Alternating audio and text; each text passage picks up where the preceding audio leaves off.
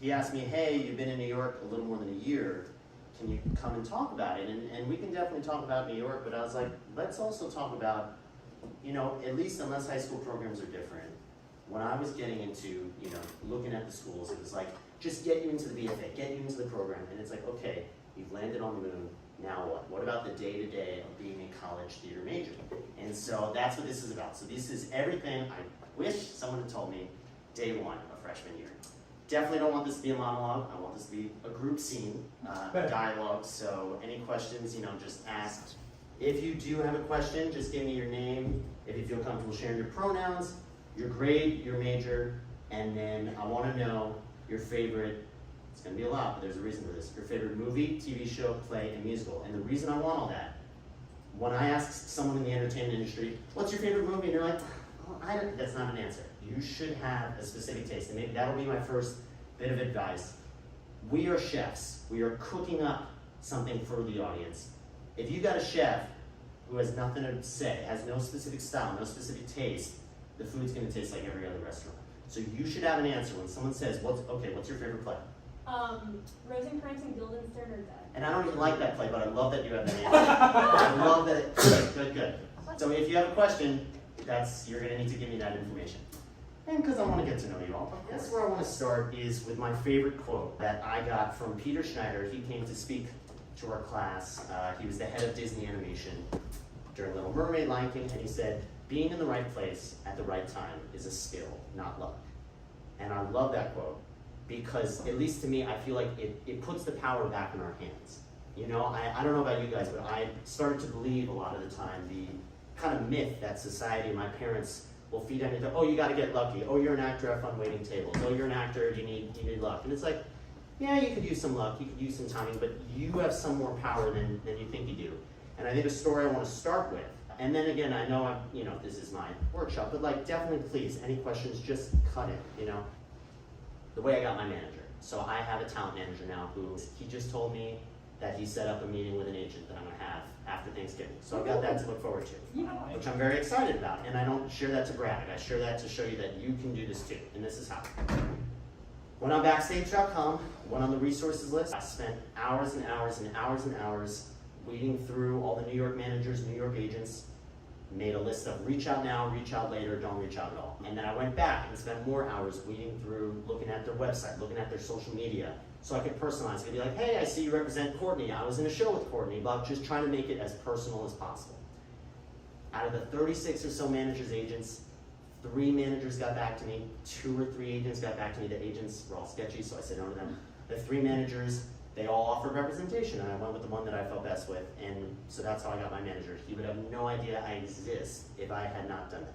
So that's kind of, let that be inspiring to you. Let that be, you know, if I hadn't done that, I wouldn't have a manager and wouldn't have an agent from that. So that's kind of that's the quote I live by a lot. Being in the right place at the right time is a skill, not luck. So now I figured I wanted to start with some of the not so exciting tips, but tips that I think are important for UF. Number 1, look up your textbooks at the library before you buy them, because it took me until end of junior year to realize that, and I was like, oh, Library West has it. You know, that's an easy one. Don't delete your UF email without making sure your contacts are backed up, because I just did this last month. Apparently, your phone contacts are linked to your UF email. And mine had expired because I graduated 3 years ago. And so it was like, your UF email is expired, it's expired. So I was like, all right, this is annoying, let me delete it. I deleted all my contacts from 2015 on, deleted. So just, again, not like a sexy tip, but a tip you should know. A tip someone I wish had told, and I called UF Computing to, help. And they're like, yeah, a lot of people have problems with this. We wish more people knew about this. I'm like, okay, great. If you owe UF money after you graduate, which I still do, if you pay them $10 a month, it goes to the bottom of the pile, so they won't send you to any collection agency. So I've been doing that since January 2020.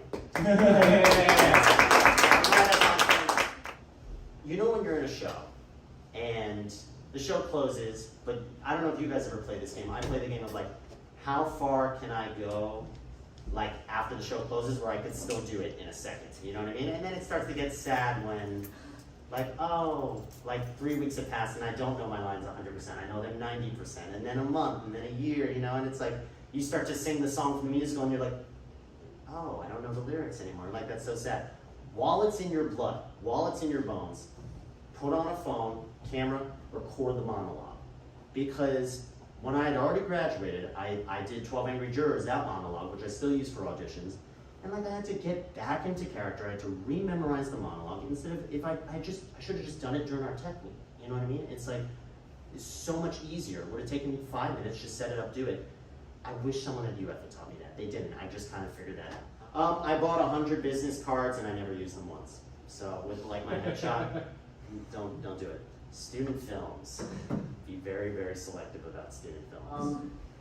Because between the 30 plus films, either the lighting was terrible, the sound was terrible, the dialogue was terrible, I looked terrible, the camera was terrible, like somehow, some way, it was all those hours and hours and hours where I was like, I'm doing this for my reel, doing this for my reel, and nothing. Now look, I got to network, I got to practice the art of acting on camera, which is not, you shouldn't throw that away, but just, you know, footage for your reel is not sufficient payment. So unless you really love the script, really love the people, really love the role, you can, and that goes to another point, the power of no, which took me till senior year, you know.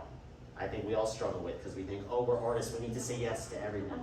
What's that? Oh, we're just having a current no crisis go on. It's, the power of no is a strong one. So my senior thesis was Biloxi Blues. I was Eugene in it, and Neil Simon is my favorite playwright. I got to be with Malcolm Getz, who, he's not here anymore right now. He's wonderful. I had auditioned for Red Velvet, so my senior year, any of you BFA? I know you are, any other BFA? So you know that your senior year, are you a senior? Freshman. What year are you? Freshman? Yeah. Oh, great. So senior year, you have to eat, but they don't need to feed you. So you need to get cast, but they don't need to cast you. So that's the fun little, you know, thing you get to look forward to. And so when you're a senior, you need to audition for anything and everything. We were doing Red Velvet fall of my senior year. I worked hours and hours. I got, the callback was at 4 p.m. I got to the School of Theater and Dance at 10 a.m. just to get in the zone, work. I drew like a character picture for each of the 2 characters I was called back for, everything. It was one of those group auditions. I read for one of the 2 characters once, didn't even read for the second character. But you can't say I didn't get it for lack of trying.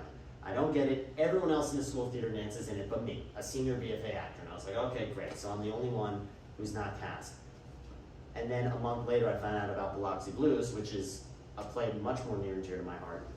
Got cast in that, got to work with Malcolm. That was my senior thesis. If I had been in Red Velvet, couldn't have been in Biloxi Blues. But at the time, didn't know it. So here I was all upset about not being in Red Velvet, and Biloxi Blues ended up being such a better experience than Red Velvet would have been, and Red Velvet was a good show, but you know. So power of no, power of sometimes you want the door to stay closed, because if it opens, if Red Velvet opens, I don't get Biloxi Blues, and that's a trade I would never take.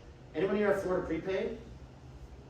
So, you don't have 4 years of college paid. You have 120 credits of college paid. Something I learned the very hard way, because I, God forbid, changed my major a little bit, added a minor, added this, added that. And so spring of my senior year, I'm waiting for my loans to kick in, and I go to the financial, affairs office. Hey, where are my loans? And they're like, your loans kicked in. I was like, no, they didn't. They're like, yeah, your loans paid your tuition. I said, no, Florida prepaid paid my tuition. They said, no, you're out of Florida prepaid. So the loans I was waiting on to survive were going to tuition. So that left me with no loans to eat. Study abroad scholarships don't kick in until after you already need to pay for study abroad. I studied abroad in Vienna. It was beautiful. All in all, in total, it was only 3 weeks, so plane, everything cost $4,000. I got $4,000 in scholarships, so I thought, okay, I'm broke, but that's okay. And didn't kick in until late June, and it was early July. So just know that if you're gonna study abroad, you gotta find the money somewhere, and then the scholarships will pay you back. I didn't like to think of myself as a theater major. I really tried to think of myself, and I'm curious to hear actually from Tyler. I don't know if you all met Tyler, my big bro over here. He's a Broadway producer, right? Wouldn't you say you're officially? Yeah. He's an investigator, he's a playwright, he's a director, he's an actor, he's an everything. And he was a double major.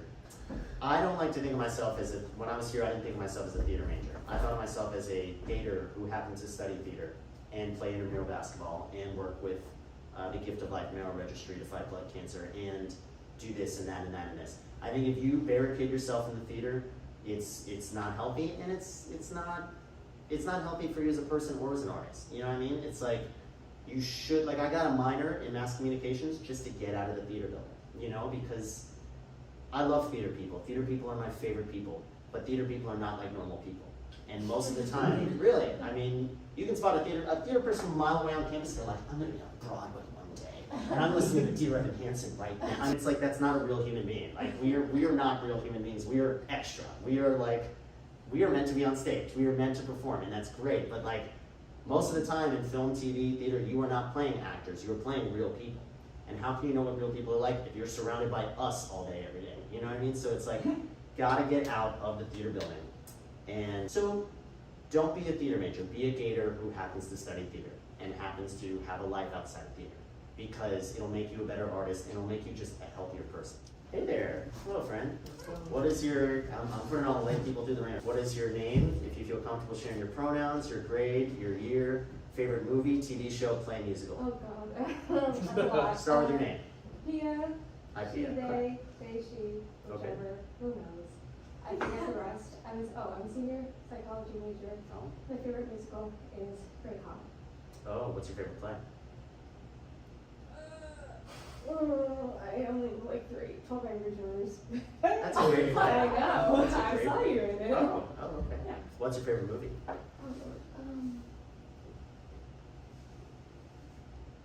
What's your favorite TV show? Tangled. Tangled. Last I See the New Light. Girl. It's a beautiful song. New Girl, great show. Who's that girl? It's Pia. Here's another thing that Tisa Garland, who's probably the best professor I ever had. We were doing roll call, and you know, like first day of school, like Joseph Meisner, Joey, Joseph, and most people are like, oh, whatever. And someone said that, and she said, if you don't care what people call you, why should anyone else? And that really stuck with me. And that's part of why I say, so I gave this rant earlier about movies, TV, play musical, that you should have a strong answer. What is my favorite movie? School of Rock, damn it. What is my favorite TV show? Family Guy, damn it. Like, you should have a strong, I know I caught you off guard, but like, and with your name too, and that's a big one, because my friends can call me whatever, but like, my stage name is Eddie Datz. I am Eddie. You know, I'm not, if I was Shakespearean, I'd be Edward, but I'm not. And if I was, I don't know, I'd be Ed, but I'm not. I'm Eddie Datz. That is my stage name. And so that's another point, is that figure out who you are, your stage name, that is important. It should not be, oh, whatever. No, it should be something strong. And going with capturing you, something I realized recently with headshots, I realized actually, so, you know, they always say dating, interviewing, auditioning are so similar.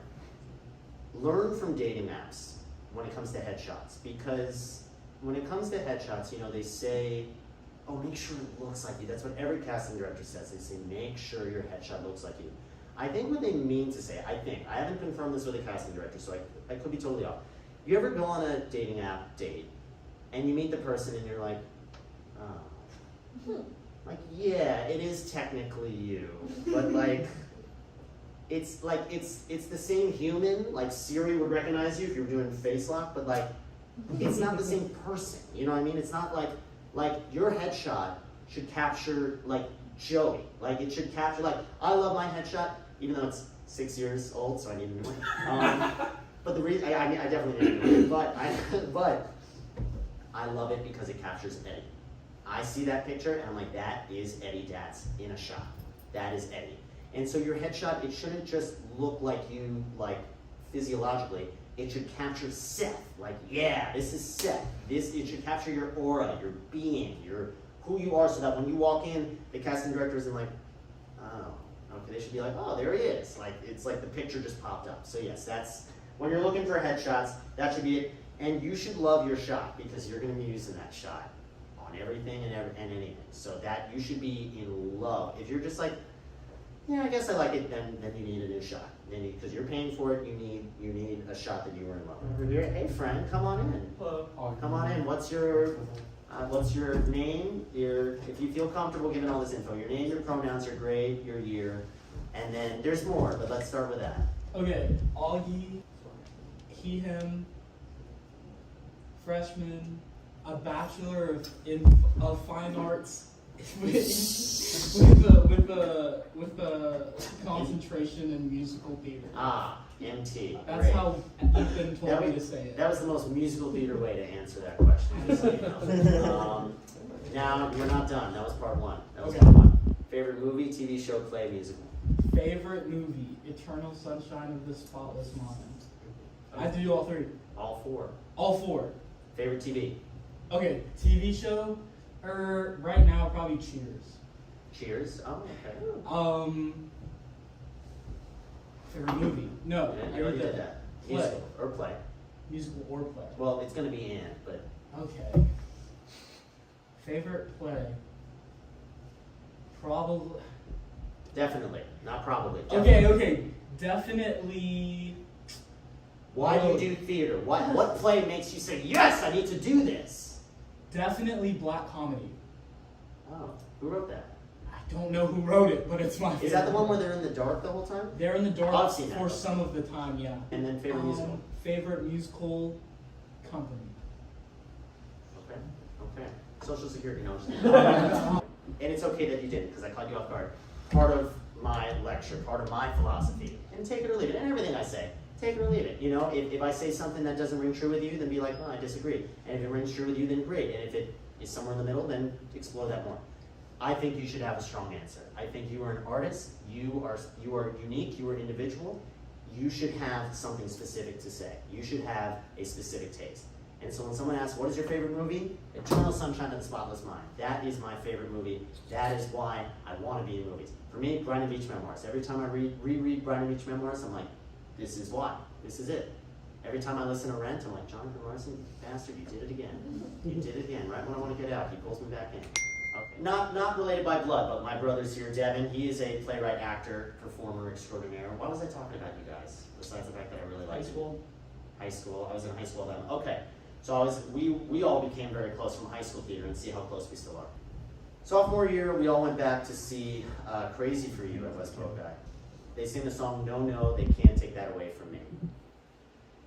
And that's something I really had to keep saying to myself throughout all of college. It's hard going from high school, being the star of the shows and being the president and being this, to not getting called back, not getting cast for the school theater and dance. It's hard. But if you just hold on to, you know what, they can't take that away from me. They can't take away my love for theater. They can't take away my work ethic. They can't take away my respect for my fellow people and my fellow actors. Then you're good. Then let that be your core. Like, no, they can't take that away from me. They try, but they can't. And this is a mixture of putting yourself in the right place at the right time is a skill, not luck, and also knowing where to push it, knowing your audience. So Ryan Siegel, he was co-director with Andrea Guevara, who I also love her, she's wonderful, of 12 Angry Jurors. And I loved juror number 10 because he's mean and he's racist and he's arrogant and he's like everything I'm not. He's just the total opposite of me. And I was like, you know what, it's my final semester. I want to act. I want to act. I don't want to be Mr. Sweetie Pie nice guy. I want to act. And who do I get called back for? All the super nice jurors. All the very Sweetie Pie nice jurors. And the side for juror number 10 was the monologue that I'd literally done in Tease's class 2 years before. So I was like, not only do I love this character, I worked this monologue. They had me read for like juror number 1. I think it was like Armin's role. So like, you know, and Armin was perfect as that role. They had me read for him, and for that role. And then I'm walking out, and I say to Ryan, hey Ryan, just so you know, juror number 10's monologue side, I worked that in Tease's class, which I knew he was in Tease's class at the time. So it was like, I knew that would add to it as well. I was like, hey, you know, I've worked it. If you want it, great. If not, all good. And he kind of gave me that like, okay, thank you. And I left. Nothing. A few days later, because it was like block auditions, I'm at the next callback. I'm sitting next to Andrea, and she turns to me and she goes, and you know when you're sitting next to the director waiting for the cast list and you're like, I really want to ask this, but I was like, totally cool. I was like as if I hadn't just auditioned for her show. And she turns to me, she goes, so I hear you can do juror number 10's monologue. And I go, you want to see it right now? And we found a place in the School of Theater and Dance, like a secluded place. I did it. It wasn't perfect because it had been like 2 years since Tease's class, but it was good enough. It was strong enough that she could see, okay, this is good enough, and I got the role. And that's another thing. You need to spoon feed in this business. Oh my God, you need to spoon feed. You know how awesome you are. They don't know how awesome you are. I know how awesome I am. I know how great I would be at juror number 10. They didn't know because sometimes you need to spoon feed it. If I didn't plant that seed in Ryan's mind, I don't think I'd get Andrea to say that, right? I mean, why would she? They didn't call me back in the first place. Why would they? Now, keep in mind, I knew I was very close with Ryan. I knew I could say that in a not pushy way, and it was appropriate. I've seen another workshop where a guy talked about, I think he was trying out for Vampire Diaries or something, and he kind of did that to the casting director, who he didn't know. And he was like, no, I'm telling you, I can do this other role. Let me just read for the other role. And the casting director was like, okay. Had him read it, and was like, thank you, and then never called him back. And that's the scary and exciting thing about this business. It's so not linear that, and personality types are such a factor that it could have gone the opposite direction. But I'm glad I did it because I love that role, and I'm glad I put myself out there. You know, just know your audience and spoon feed it where you can. Be your own biggest advocate, because no one else wants you to succeed more than you. You know what I mean? Not your manager, not your agent, not your parents, not your kids, eventually you. I hate the expression that everyone says, like, if you could see yourself doing anything else, anything other than theater, go do that. Because it's like, because you don't have the guts. Like, no, this is a tough life. This is a tough field. What I say is, if you can't see yourself not doing this, then you have to do it. You know? If you can see yourself being happy elsewhere, then okay. That's not like a bad thing. And you could do community theater on the side and it could still be in your heart. Great. If you can't see yourself not doing this, you have to do it. That's the bottom line. But if you can see yourself doing other things, that's okay. I mean, when I wrote my 10-minute playwriting debut, which debuted with Florida Players, I couldn't sleep. I get my best ideas when I'm driving, in the shower, or about to go to sleep. Such as when I can't write, which is like really frustrating, because I'll be in the car and I'll be like, oh, damn it, this is a good idea. Or I'll be in the shower and I'll be like, kind of like writing soap. Like, I literally, there was one night where I was like, kept on going to sleep. I was like, oh, wait, this is a good line. Would write it down, go back to sleep. This is a good line. Eventually, I don't even have a desk in my house in Florida, so I was like on like a bookshelf, like just like violently scribbling. My sister came home late. She was like, "What are you doing?" I was like, "Shut." I was like, you know, he was like throwing up. Now, could I have theoretically taken that and crumpled it? I get, but it would have killed my soul. That to me, I'm not a very religious person, but that was the universe saying, like, you need to do this because we're not going to let you sleep until you write this. You know what I mean? When I auditioned for 12 Angry Jurors, I think it was, so that was fall 2019, I hadn't acted since April. I got out of the audition and I was like shaking, I was so happy. I was like, oh yeah, that thing I really love doing that I haven't done in 6 months. Oh my God, like yeah, you know, it was like breathing for the first time in 6 months. I was like, oh, wow, you know, so it's like, if that's how you feel, then it doesn't matter what your parents say, it doesn't matter what society says, you need to do this. And if it's not how you feel, okay, so maybe you could just be a theater fan, and that's okay, that's not, you know, but if that's how you feel, you gotta do it. Life's short. Do what you love, get as good at it as you can, make the world as good of a place as you can with it, and the rest, you know, who knows? You know, I love that this is from Pitbull. The harder I work, the luckier I get. I love that. Mr. 305. I saw that and I was like, man, that's a damn good quote.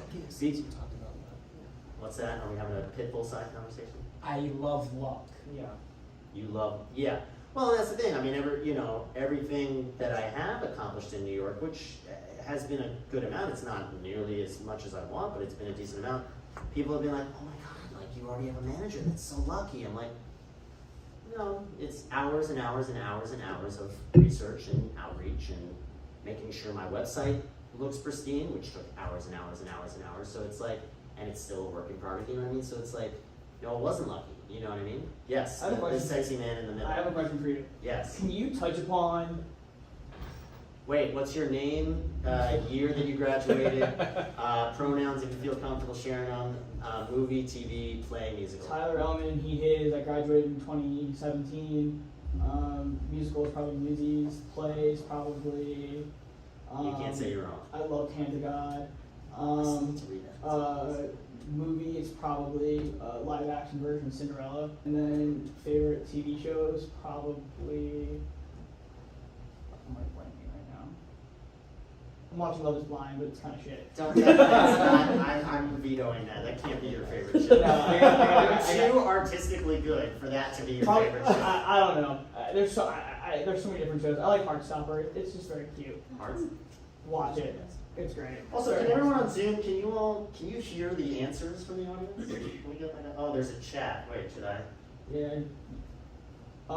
We can hear. I actually have to go though, but thank you so much.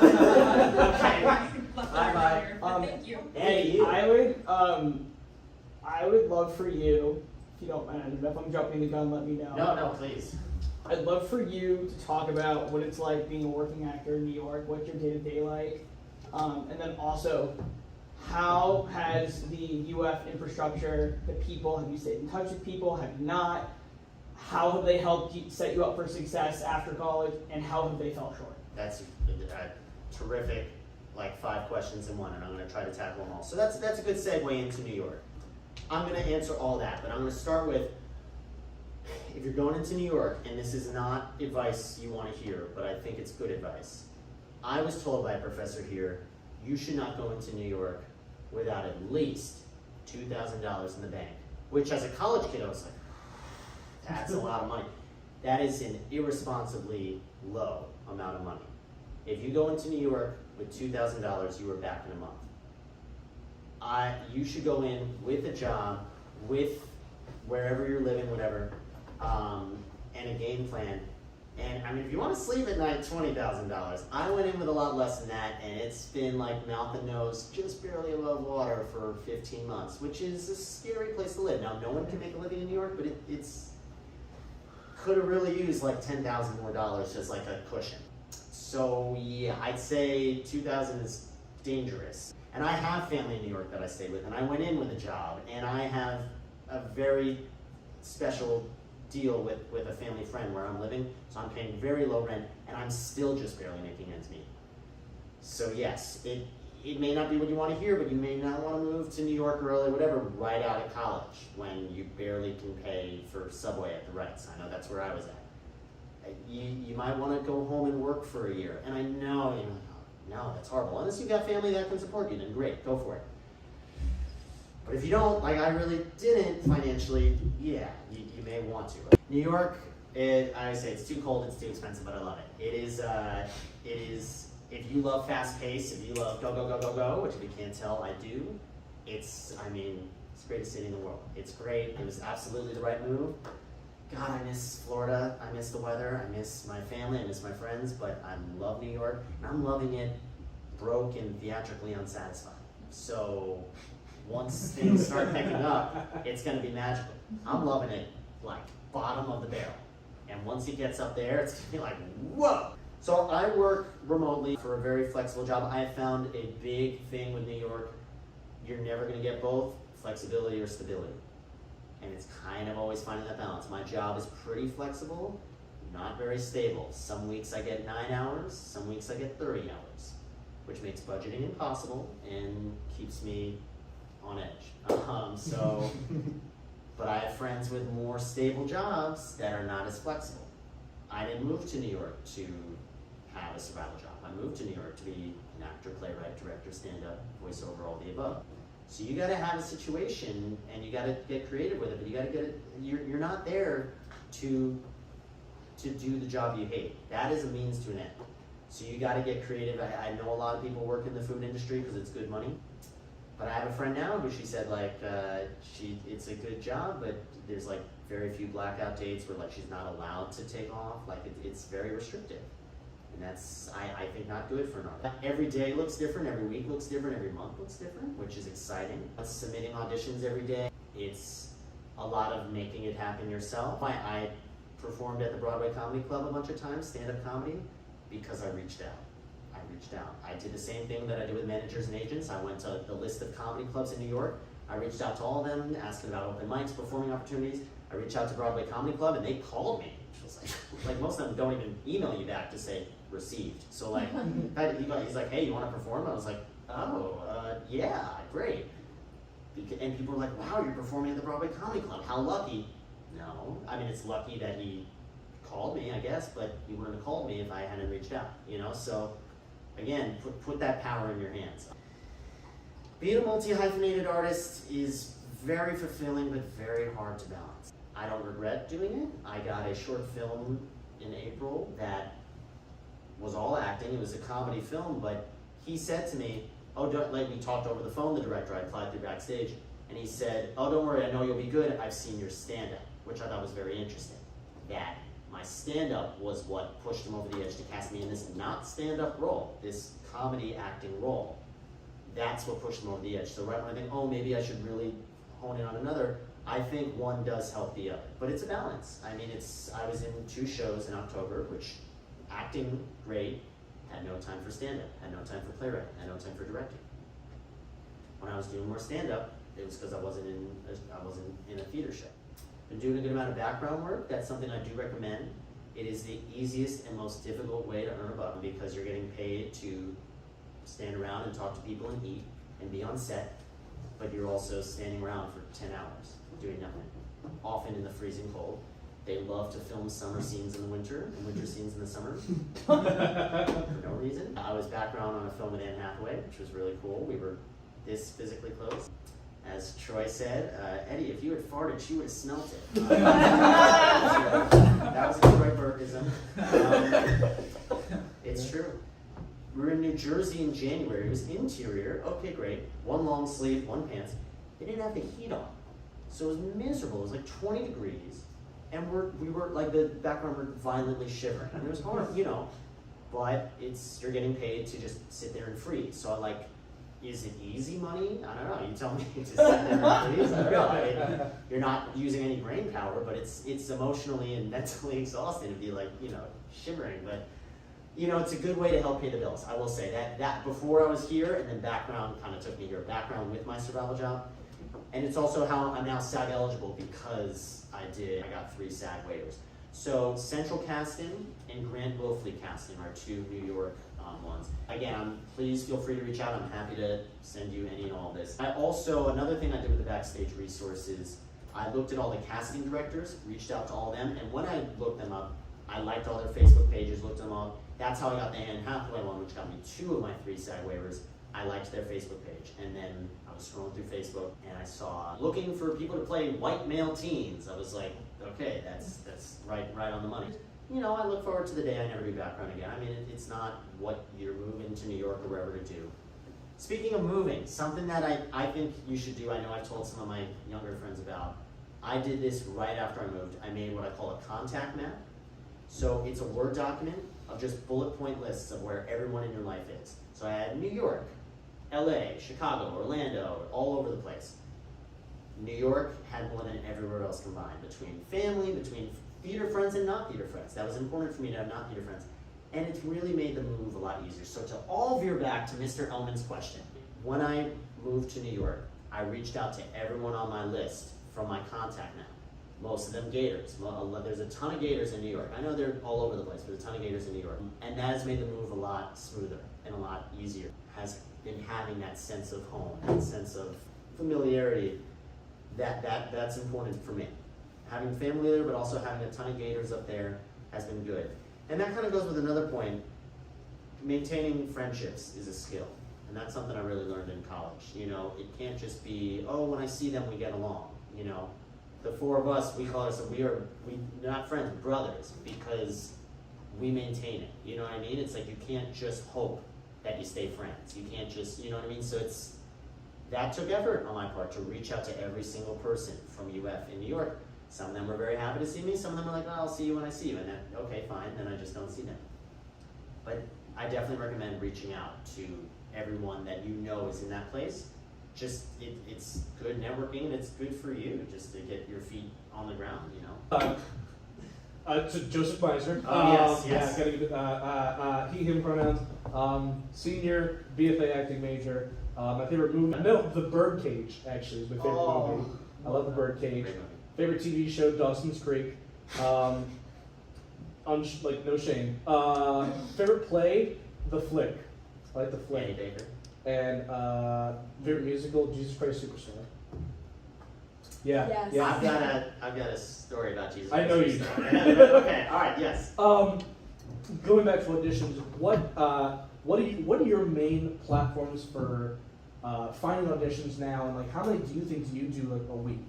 What is your process? Do you have like set times per week to do it, or like That's a great question. You know, everyone says Actors Access is the premiere. I've been kind of going back and forth with my manager. He said, you take care of Backstage, I'll take care of casting networks. And then I don't know, I think he gets stuff through Actors Access, so if it's something he's interested in, he'll send me. Playbill and Backstage I do the most. My manager does casting network. And then Actors Access is supposed to be like if my manager hadn't said no, I wouldn't be doing Actors Access. You know, if I needed a little more structure and discipline, maybe I would set aside a time, but for me it's just as soon as I can during the day. So I get the Backstage emails every day for like voiceover, and like I have it set up in different categories. I try to go through all those auditions as soon as I can, just to knock them out and then go through the rest of my day. So I just like that, but maybe you need more of a warm up in your day. I mean, you'll find what works best for you. I don't like to get behind. I'm already like a day or two behind, and it's already like stressful, you know? You don't need to be cast in the shows. When you enter college, you're like, I've been in the shows in high school. Egotistically, artistically, and just for all the obvious reasons, you want to be cast in the shows. All your friends are cast in the shows. You want to build a resume. You know how to be in shows. You wouldn't be here if you hadn't already been in at least a few shows. You know how to be in shows. What you don't have yet is the technique that you'll get from the BFA or the BA or whatever you're doing. So that was a twist I needed to make for myself. Was like, you know what? They don't want to cast me? Fine. I'll just take your training. You know, that's fine. So that's something that I wish I'd kind of known from day one, is like, do your best with the auditions, but you're not here for that. It feels like you are, but you're not. You're not. Focus on the training. Focus on the work, because there's going to be a ton of shows once you graduate. There's only a finite amount of shows. So it's like, yeah, so that's something I wish I had known.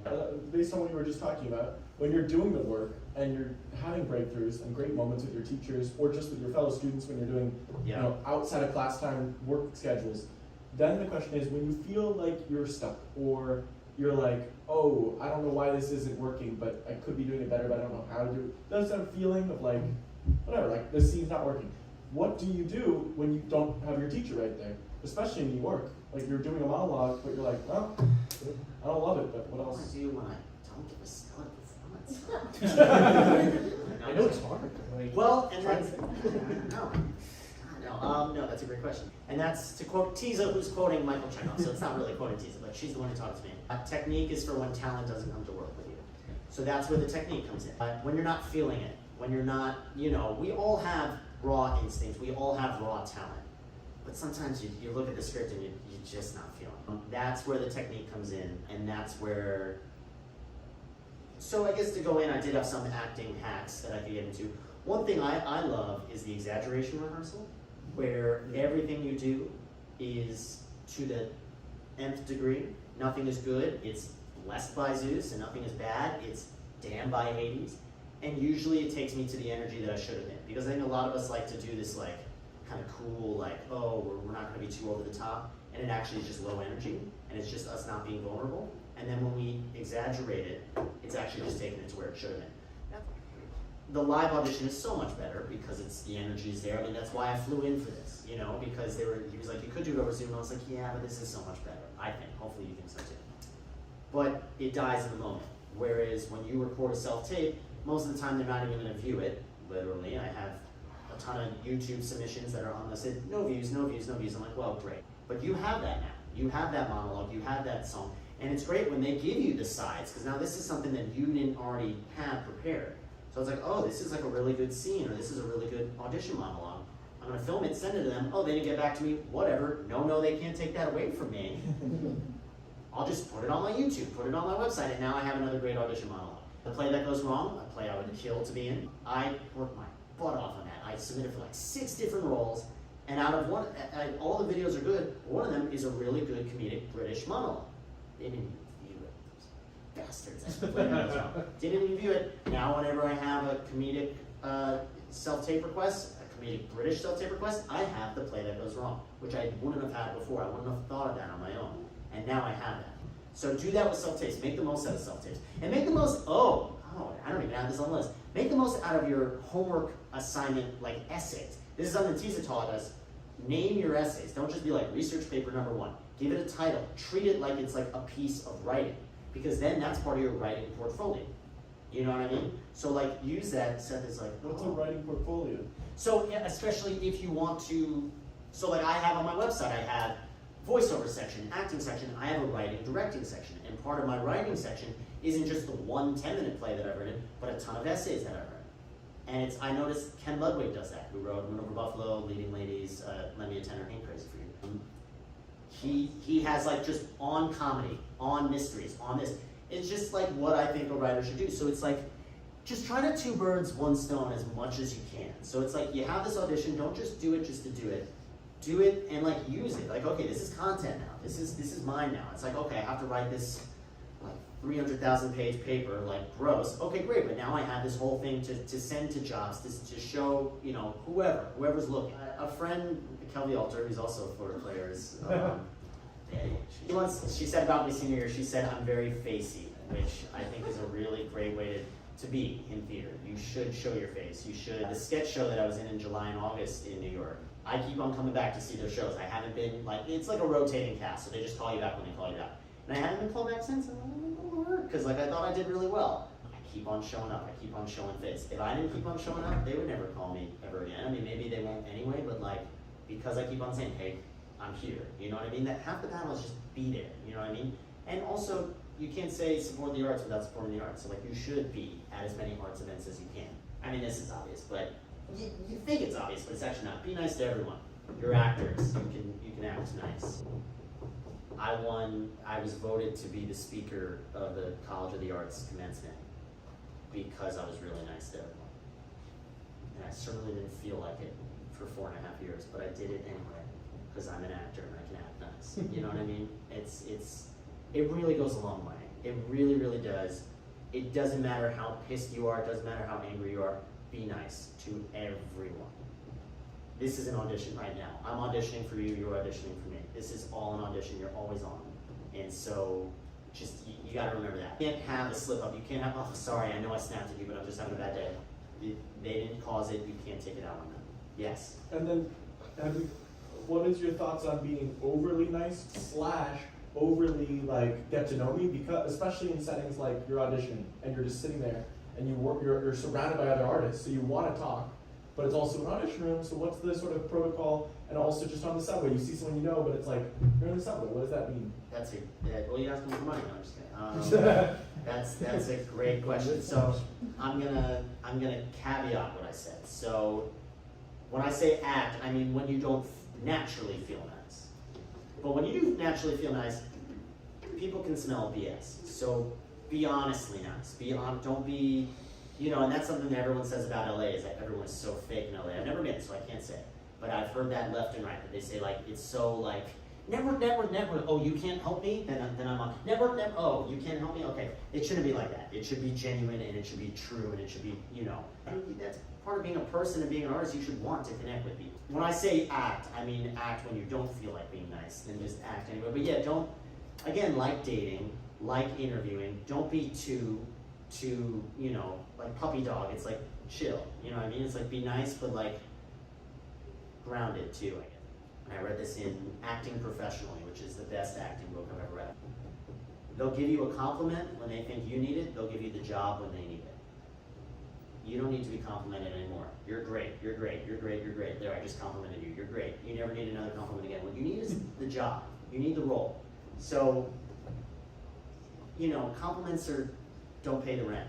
You know what I mean? It's like, so don't fall for that. You know what I mean? Don't, just recognize that it doesn't matter. Oh yeah, great job, but we're going with someone else. Okay, that's fine, but like that doesn't mean anything. You know, come to the first rehearsal fully memorized if you can, and if you can't, the second rehearsal, and if you can't, the third rehearsal. I mean, the sooner the better. You can't start acting until you memorize it, and it sets the tone. I mean, it's just, you know, are you here to struggle or are you here to make a living? Because if you're here to make a living, you got to be the best of the best of the best of the best, and you're still not going to make a living. So then you need to be better and better and better. And that starts with, you know, you got to work your butt off. And if you come in treating this like it's a hobby, that's how it's going to come off. You know, so if you come into it ready to rock and roll, your cast members take note, you know, or at least I think so. And if you come into it slacking, I certainly take note of the actors who are not taking this as seriously as I am, and I remember that, you know. Play like you need it. Don't play like you want it. Play like you need it. Because you do. You wouldn't be here if you didn't need it. If you wanted it, you'd be doing community theater, which if that's what you want to do, great. I need to do this. I get the sense you guys need to do this. Troy, you need to write your book. You don't want to write your book. You need to write your book. Tyler, you need to be putting up your play. You don't want to, right? Do you want to put up tap dancing, or do you need Really, to? no. I really don't. You need to. You need to. Yeah. Sometimes I think free theater, it's almost more, because when someone pays for a ticket, it's like, oh, now I gotta see it because I paid. If someone is going to a free show, then that means the only thing keeping them there is their time and attention, which are the most valuable assets on the planet. And so I'm not gonna say I give more when it's like a free performance, but it's like, don't write it off as like, oh, well, they're not paying, so they're getting what they pay for. It's like, no, they're paying their time and their attention.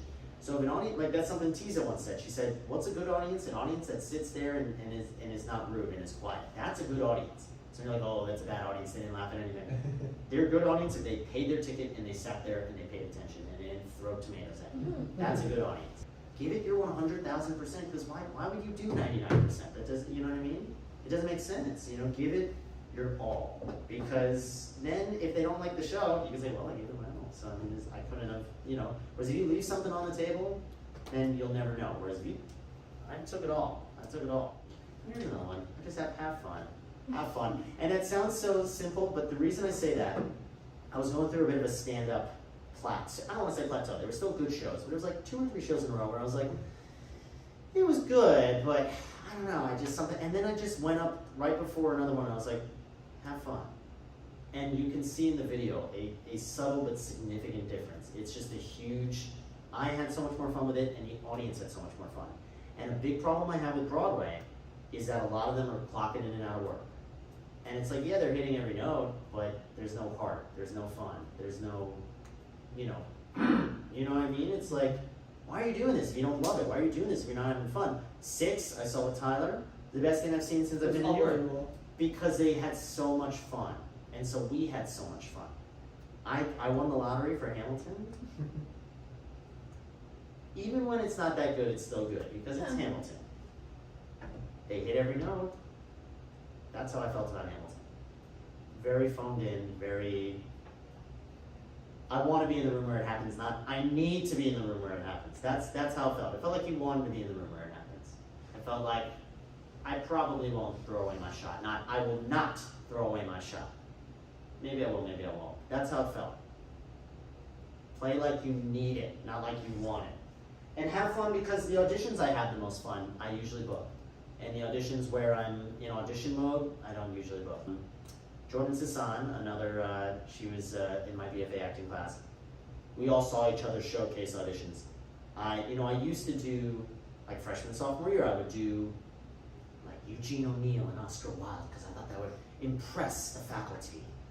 And then senior year showcase, I did Can't Buy Me Love, a movie, not a play, Patrick Dempsey, and Prince of Egypt, because I love Prince of Egypt, and All I Ever Wanted is one of my favorite songs, and it sounds more impressive than it is in my voice. It's like right where my voice wants to be. And Jordan said to me after, she's like, that's the best audition I've ever seen you give, and it was, because I had fun. And I wasn't thinking, well, what do the faculty want? I was thinking, let's have fun. Here's another one that they're all going to regret missing. You get 2 minutes for most of the block auditions, right? Ish. You have 1.5 minutes. Tell yourself that. Because I used to try to fill those 2 minutes. And it caused me to rush, and it caused me to leave no room for spontaneity, because I don't have any room, because I'm going to go over time. Give yourself a minute. Give yourself 45 seconds, honestly. Can I just add to that? Yes. This is someone who's on the other end of castings and stuff. It takes 30 seconds to know what you want in the audition. Well, and going with that, that's a great point. I'm so script, and I still am. But going behind the table for Unfinished, for my 10-minute play with Florida players, those auditions, I couldn't tell you one word that anyone said in their monologues. It was just the vibe. It was just the energy. That was it. And that blows my mind, and that taught me as an actor, like, oh shit, I've been all about the words. And it actually doesn't really matter. It's the energy. It's the vibe that you give off. Yeah. So it's probably different, but I'll ask for both ends. If you're walking to audition with your own piece that you brought in, how much can you, like, just sort of grunt, or just like take a second to breathe in the middle, or like have a choreographed moment where you look a certain way, even though the script is like, no, you don't look a certain way. And same question for you walk in, they hand you a side. How much or how often are you sitting there and feel like you're like, do they even give you permission to add an extra word of and blah, as opposed to if there was no and on the page? I don't know. There's a few questions in that, Yeah. and they're good questions. So I'm not so, and Tiza said that you're not the playwright, so it's not your job to rewrite the script, it's your job to justify to make it work. I know theater, especially when you're doing an already done piece, it's a little more, I mean, they're not gonna punish you for saying gonna instead of going to. I think TV film is a little more paraphrased. I think theater is a little more strict. It also depends how much time you've had. If you've had a good amount of time, you should have it pretty damn near verbatim. Not just memorized, but memorized verbatim. If they just gave it to you the night before, paraphrase, I think is better. I also say memorize or paraphrase other than holding it. Unless you truly got it 30 seconds before, I think it's better. Like I said, you can't act until you're memorized or memorized-ish. And they don't really want to see this. They want to just, just get it, just bring it. I've also found that the past few things that I've gotten booked on or like very good feedback, but the schedules didn't work out, was actually where I messed up. But the reason why I got booked was because I messed up. I was singing Book of Mormon, and I messed that up, which that's one of my favorite musicals. Like, how did I mess that up? And I kind of, in the moment, I was like, they just saw Eddie. They saw the real me, say, oh my God, that's been my favorite musical for 10 years. I can't believe I messed that up. And we were just laughing about it. And they saw so much more of me than when I was singing Book of Mormon. I'm not saying mess up your auditions, but I'm saying just be real. Be allow for that fun. Allow for that relaxment. Because if you're just going to be, tight about the words, but then not actually allowing. So yes, I say be memorized, but allow for fun too, which, is a paradox because it's strict, but also relaxed. I watched a famous Stranger Things guy who played the guy with the long hair, who's handsome who gets killed in season 3. Anyway.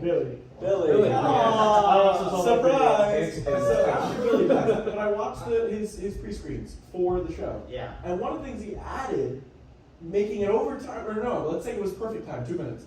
One of the things he added, though, is in between the monologue and the song, was him just dancing. Or him just speaking to the camera saying, like, I am going to get this role. Because that's what Billy would say. And it literally says, like, the comments, I loved how he did that.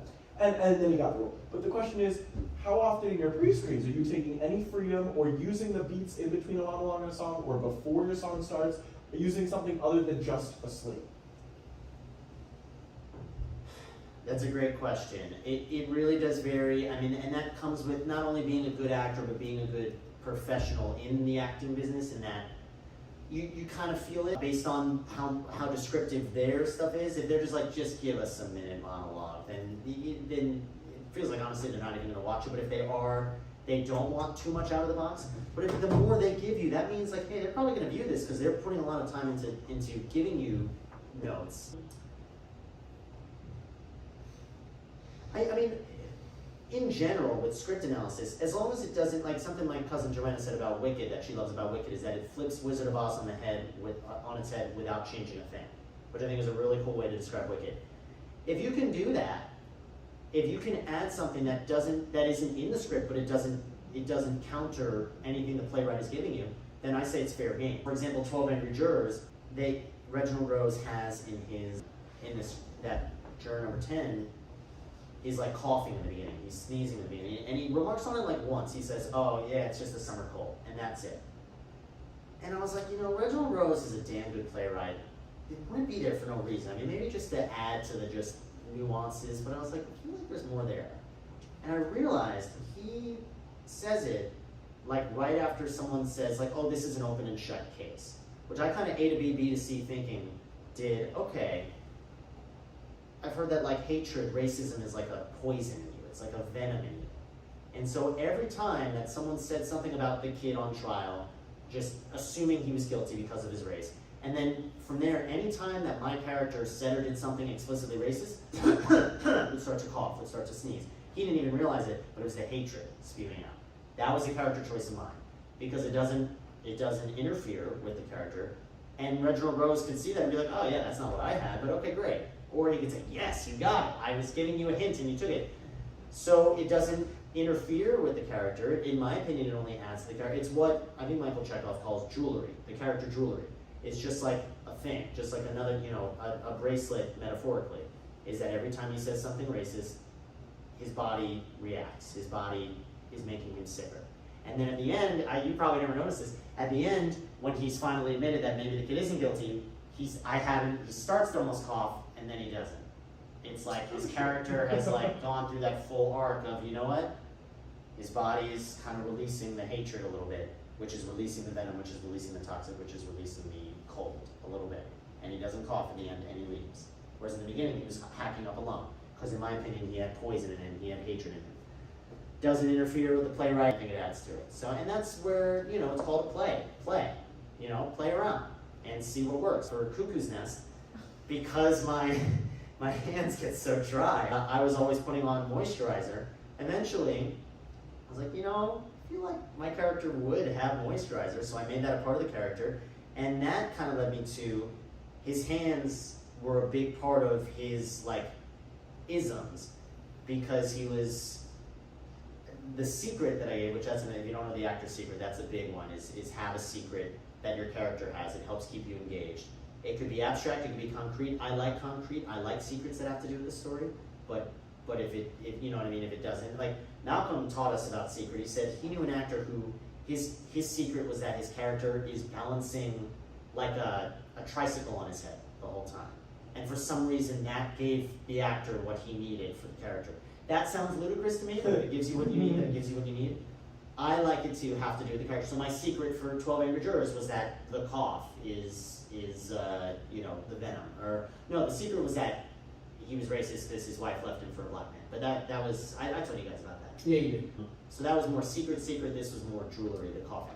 Harding, I had that his hands were, he wasn't comfortable in his own skin with his hands. You know, and then I had the moisturizer. He was always moisturizing because he just like, he just felt, like he didn't feel right in his hands. And so, again, doesn't conflict with anything in the play, but I think hopefully adds to it. So I think as long as you're staying truthful to the play and the playwright, then you could do whatever you want. Like Wicked, doesn't change a thing of Wizard of Oz and it completely flips it on its head. Speaking of auditioning, this might be more for college than, I learned this sophomore year and I like it a lot. Instead of, hi, good morning, my name is Datz, and today I will be performing 2 contrasting monologues. One Flew Over the Cuckoo's Nest by Ken Kesey in the role of Dale Hart. And it's like, you've already spoken for 2 minutes by that point. Something I learned sophomore year, Datz, One Flew Over the Cuckoo's Nest, 12 Angry Jurors. And then you go into it. Just like short and simple.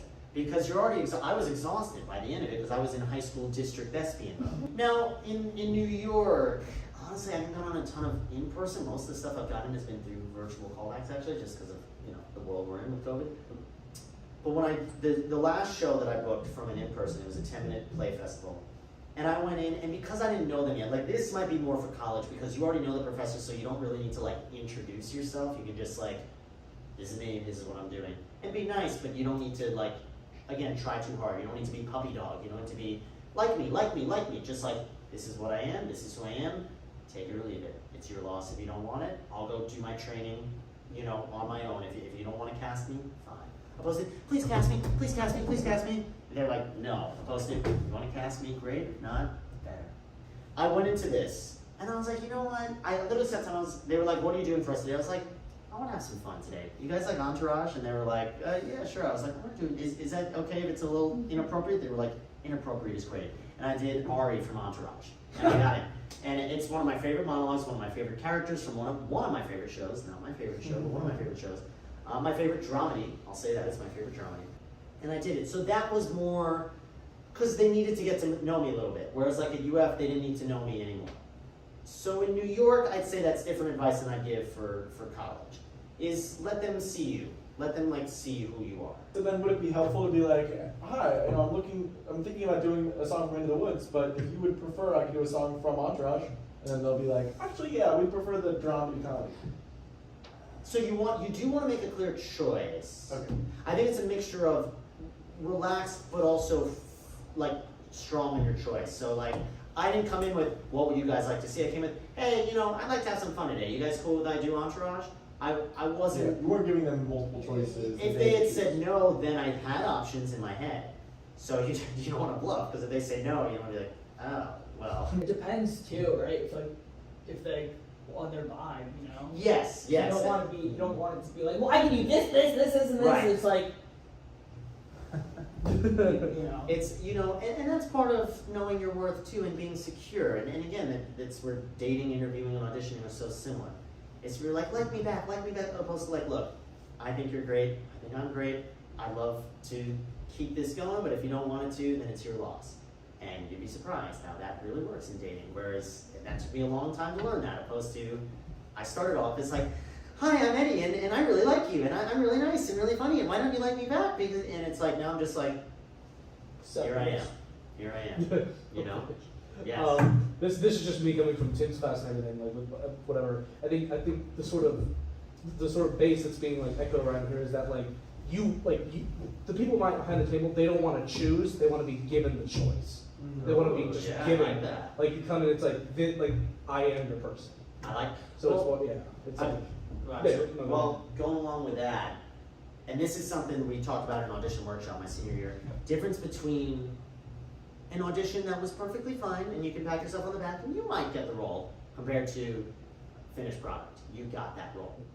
Here's one I like that I think Michael Jordan said. I relate basketball to Peter a lot. Loving the game is playing each one like it's your last. Perform every show like it's your last. Anything COVID showed us, you don't know when your last show is. You don't. I don't know when my next gig is. I have like things-ish lined up. I don't know when my next gig is. Here's one for Thanksgiving break, which is a good one. Separate work from play. Okay, so junior year, which because of movement, because of TISA, movement is more work than the rest of the classes in the school theater and dance club. It's a boot camp, and it's great, but it's a boot camp. Junior year, Thanksgiving break. I had a ton of work that I needed to do, but I was also exhausted because it's junior year is really, really tough. And so I did neither. The whole Thanksgiving break, I was like, oh, I really should be doing work right now. I really should be doing work right now, but didn't. And so instead of relaxing, I was stressing about work that I wasn't doing, but I also wasn't relaxing. So I came back from Thanksgiving break with a ton of work to do and not relaxed and rejuvenated, which made that last week and a half after Thanksgiving before winter break like the toughest week and a half of college for me. And ever since then, I was like, you know what? You gotta work when you work, play when you play. Because, so this Thanksgiving break, forgive yourselves to relax. Forgive yourselves to relax. But if you're gonna work, work. And if you're gonna relax, relax. But don't intermingle. You should not do homework in your bed because then you're gonna feel relaxed when you're trying to do homework and you're gonna feel stressed when you're trying to sleep. So you should separate the two. Also, I mean, you probably already do this, but like, work in the library, like work out of your room as much as you can. You know what I mean? Like separate the spaces, because my freshman year, because it was more convenient, I would like work and eat and do everything in my dorm. I didn't even go to Library West till like, I think sophomore year, like end of freshman year, which was a mistake. I wish I knew from day one, spend as little time in your dorm or your apartment as possible. You know what I mean? It's like, and then whenever I go to Library West, I would see people and like, was it as efficient way to study? No, because like in my dorm, I can just keep studying. But it was a great break, and it's like, why are you here if not to see people and meet people and talk to people? Yes. Does that still apply to you now, like in your in New York living situation? That's a great question. It's hard because now you can't do that for free in New York. So you gotta pay. You gotta buy a cup of coffee to stay in the coffee shop. So in college, I say definitely do that in New York. It's weird also because I'll have like days where I don't leave the apartment, and then I'll have days where I'm like in the apartment for 20 minutes. Like it's like a weird, maybe it would be healthier if it was a little more averaged out, I don't know. You know, once I get a little more expendable income, definitely. Also, I mean, the weather is a lot harsher in New York. I mean, it's miserable out now. I want to add just my own piece of advice. Please. And this goes for while you're at University of Florida and goes for after University of Florida. Creating opportunities for yourself. Yeah. That is a really big thing. So something that Eddie hasn't talked about is like, not only has he done the background work and has he done the stand-up and he has a manager and he's looking for an agent for the past year, he also was an associate producer on an off-Broadway show. Yeah. You know, and he's constantly connecting with people and reaching out to people and filling his circle. And so the thing I love about Eddie is the definition of a young, in my opinion, successful working actor in New York City. He has an apartment, he pays his bills, he has a job, he has a manager, he's looking for an agent, he's performing, he's finding performance opportunities. And that to me is the essence of what it means to be a successful actor in New York. Thank you. You're Well, looking then, at it like that. well, I appreciate that very much. I mean, this is, you know, he's saying it because we're brothers, but he's saying it because he No, knows it. I- He'll let me know if he doesn't. No, I was trying to tell you, but I didn't.